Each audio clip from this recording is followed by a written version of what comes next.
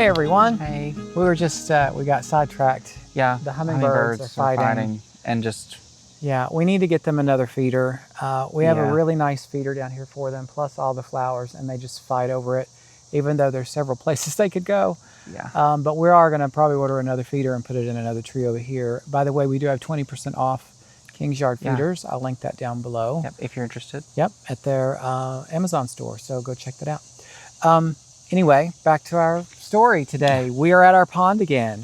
As you can see, we're always down here. Yeah, this is our favorite spot. So we work on this a lot. Plus it's brand new. Yeah, it is. Yeah. And still some things we want to get finished up, which we're hopefully going to do today. Yeah, very much in development. So you will hopefully have seen our beautiful fountain back here that we installed in a previous video just a couple of weeks ago. Yeah. We're now going to finish it today because we got all the rocks that we need.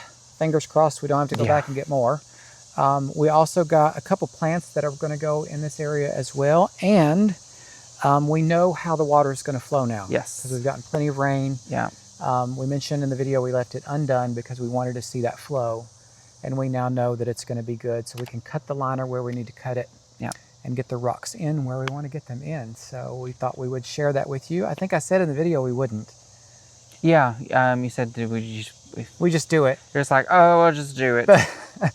But we got some good attention from the video, so we wanted to just finish it up so you could see kind of what our process was on that and show you what it looks like finished. Yeah. It's Instead of having to wait till the next garden tour. Which is coming soon. Probably next week. Yeah, probably. Yeah, probably next week. If not before this video. Yeah. Maybe. Maybe after this one.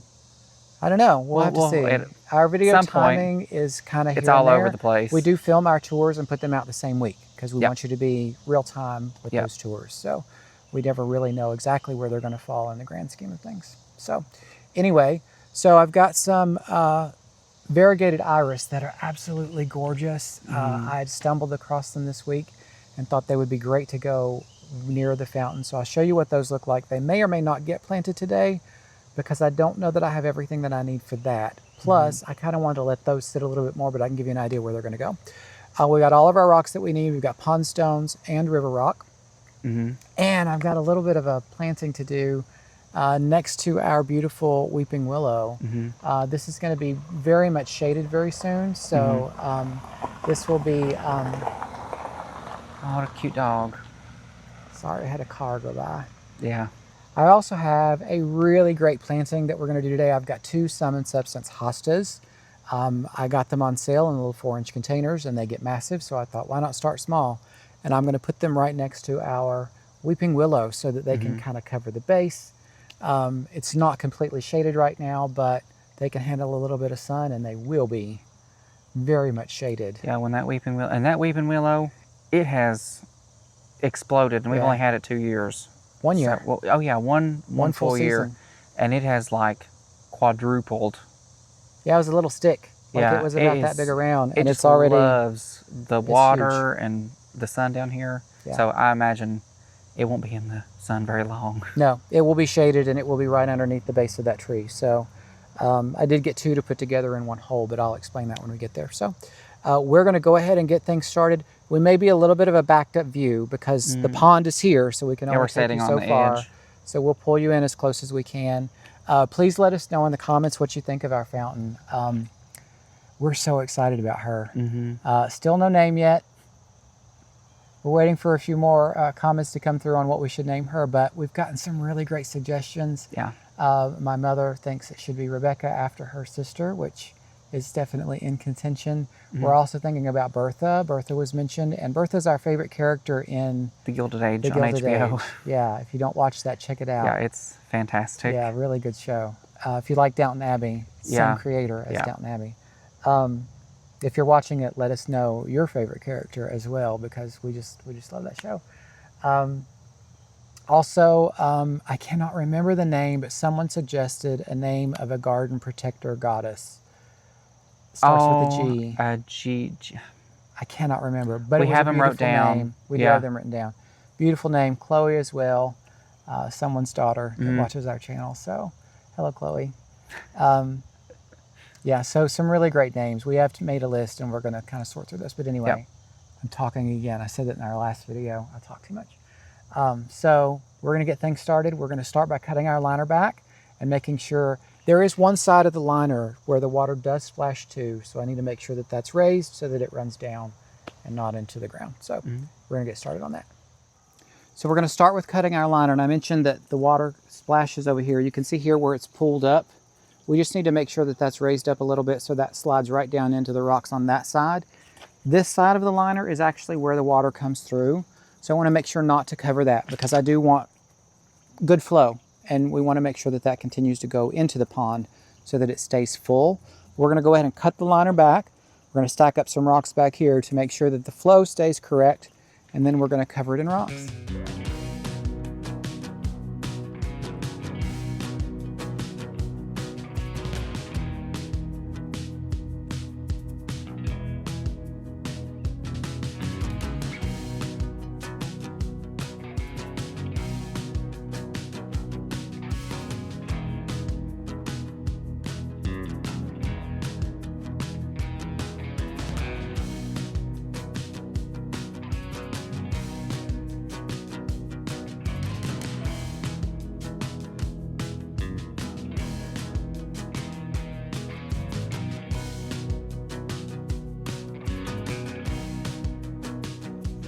Hi, so here's where we are.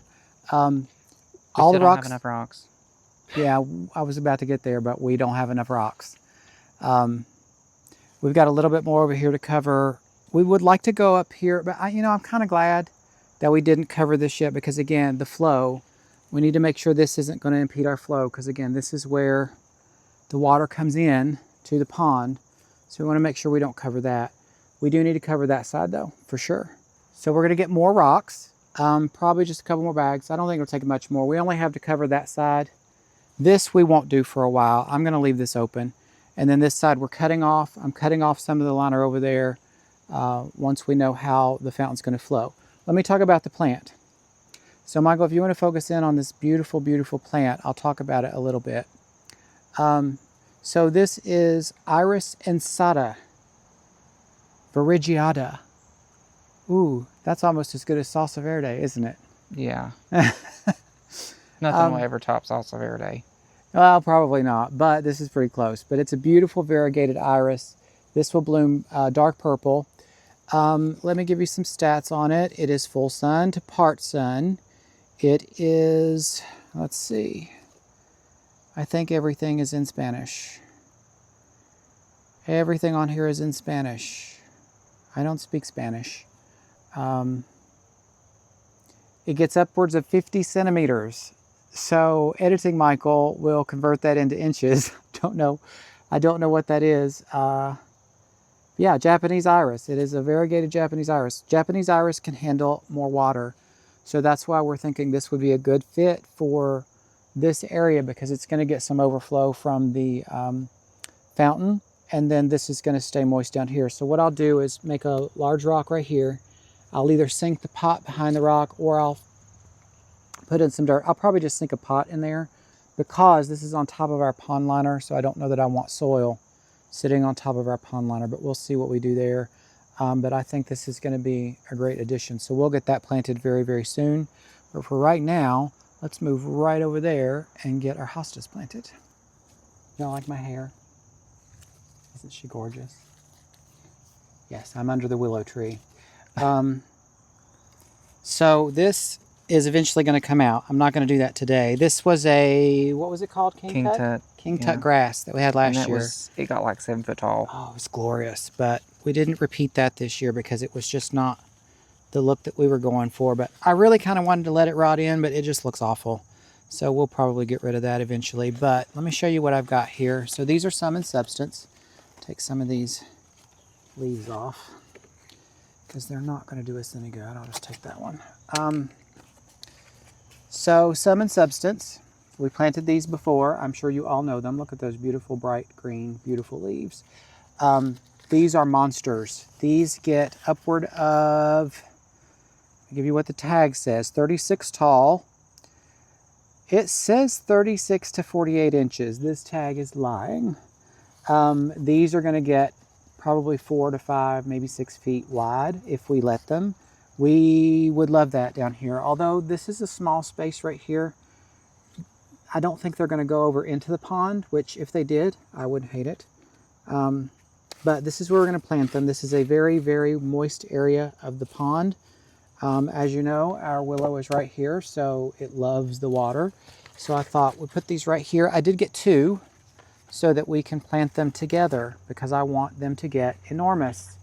And what better way to get enormous than to start with more plants? So I'm going to plant these exactly together, and we're going to see what they do. Again, these are going to be in sun for right now. They may fry this year a little bit, but Sun and Substance can take a little bit more sun than most of your other hostas. This actually does say sun to shade. So there you go.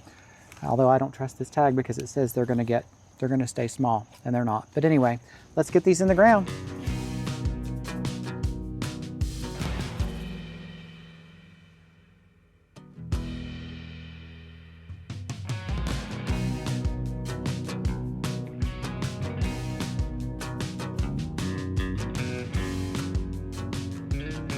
All right, we're going to wrap this one up. It's about to rain, I do believe, so we've got to get our materials back in the house before that happens. So here she is in all her glory, just loving her. Yeah. She's been a beautiful addition to the garden this year. Inexpensive addition to the garden this year. So surprisingly. Yeah. It was kind of like one of those roadside, well, it was a roadside concrete stand. And we're like, oh, let's stop. They have really pretty statues. Yeah. And I want to say it was like $150, something like that. Yeah. Like it wasn't, because if you got it at a greenhouse, just forget about it. No, these would probably run you $600, $700 at minimum. Yeah, so it was just a lucky stumble upon. Well, and you can get them readily at any concrete stand. I mean, they're just unfinished concrete. Yeah. We finished it ourselves, and you can go back and check out those videos if you haven't, how we stained her and got her into place. But beautiful addition, very easy to do. And well, I say easy now. At the time, I was dreading it. Yeah. But it wasn't that bad at all. No. Very easy to do. And just the value she adds to this area is incredible. So we're loving her, and we hope you do too. Let us know in the comments what you think. Let us know if you've ever installed a fountain yourself and how that went for you. Yeah. Or if you're thinking about or one. a larger fountain. Oh, we really want to, like, I'd love a 6-tier fountain. Oh, yeah. Have nowhere for it. Like a huge, I can't even describe it, just huge. Like a Central Park fountain. Yeah. But there's nowhere. No. Literally, there's nowhere for that. No, we have no space for that. But thank you so much for watching. What do they need to do? Like, comment, and subscribe. We appreciate you as always for watching. Thank you so much. Your views and your likes and your comments and your subscriptions help us out tremendously. Our channel has grown over the last month more than it's grown in a year. So that's due to you, and we appreciate that. We're so proud of the little community that we've started to form. Absolutely. It's so cool. Love it. Absolutely. So thank you so much for watching. We appreciate you as always. Enjoy the rest of your day. See you next time.